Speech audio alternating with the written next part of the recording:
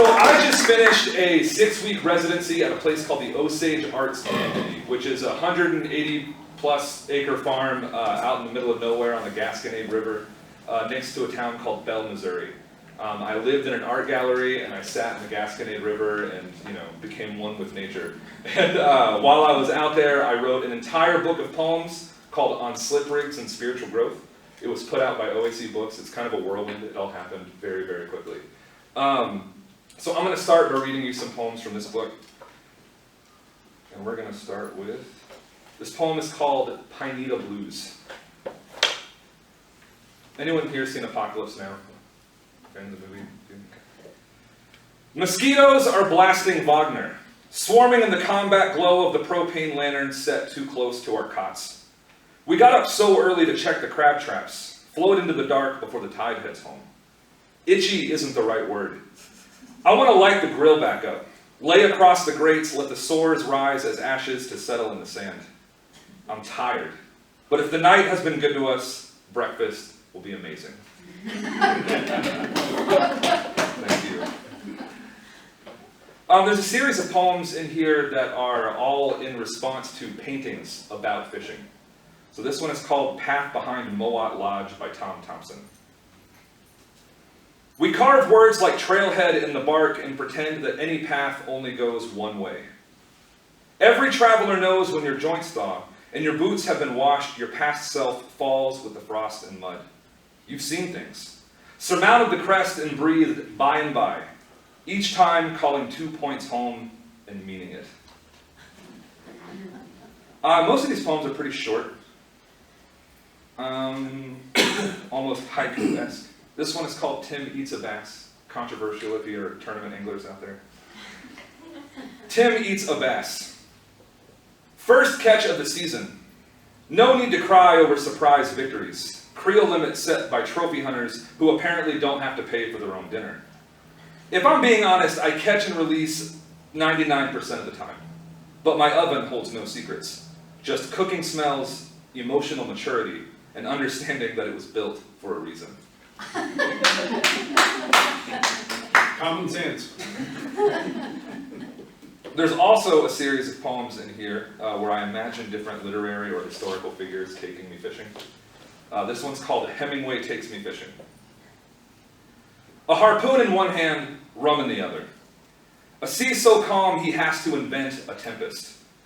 Vague threats, worn-out tall tales of cabin fever, murderers at high sea.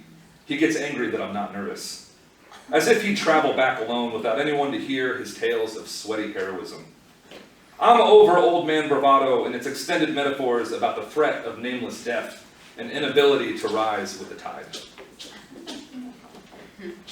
So I collect hats. It's a thing that I do. I don't really know why. I think that part of it is they kind of come with special memories. For instance, this hat here was given to me by John Dorsey, another poet, and it was given to him by the director of the Walt Whitman House. I believe that's true.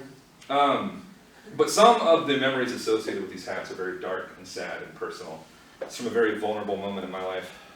It's called The Gorgeous Bass Pro Shop Employee Who Denied My Credit Card Application and Gave Me 2 free hats. First, I'm sorry for noticing. Failure will do that to you.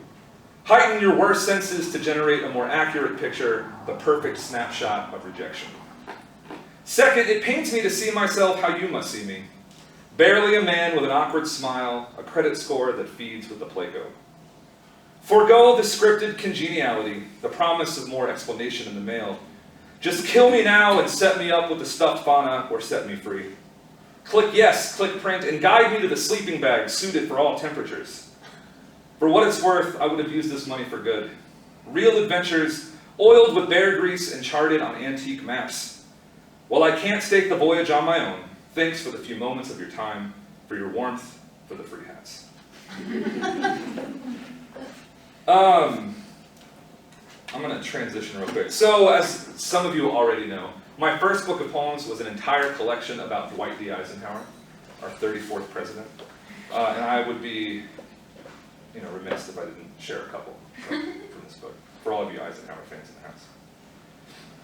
This poem is called Inauguration 1953.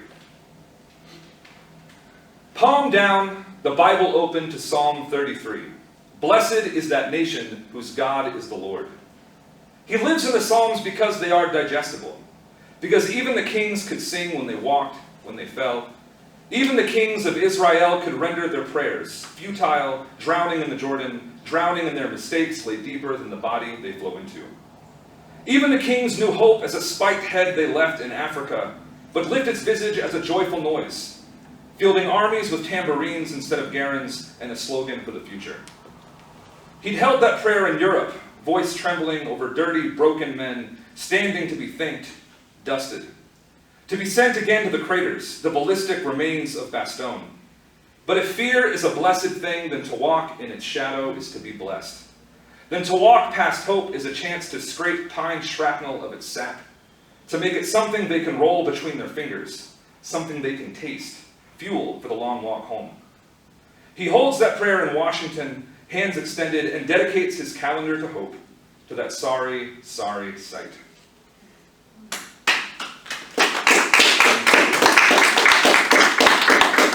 I'm going to read just one more from this one.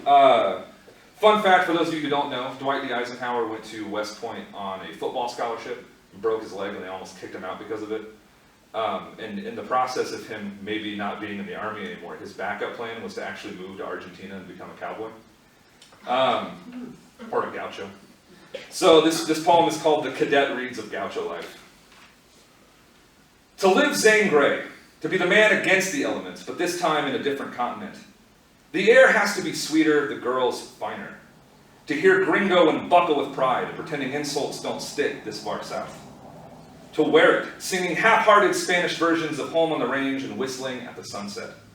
To ride through a distant, richer prairie, to reach from his horse and feel the tickle of exotic green rather than the Kansas wheat. To have his Zumo in the morning sticky and sweet on the lips, to savor it.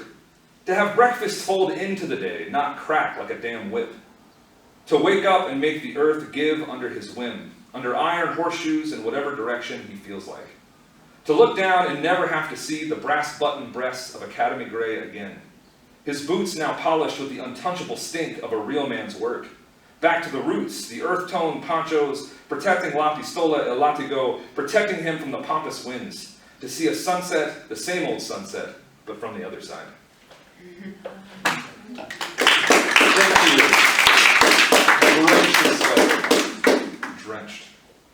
I'm going to read two really short ones, and then I'm going to close it out. This poem is called Galilee. Fishermen have always been philosophers. Just ask Peter. Shoulder strong from hauling nets, feeding mouths that too often chew without tasting. Never stop to see the sea as a delicate platter of waves, waiting for a hand to gently pluck purpose from even the hardest to reach places.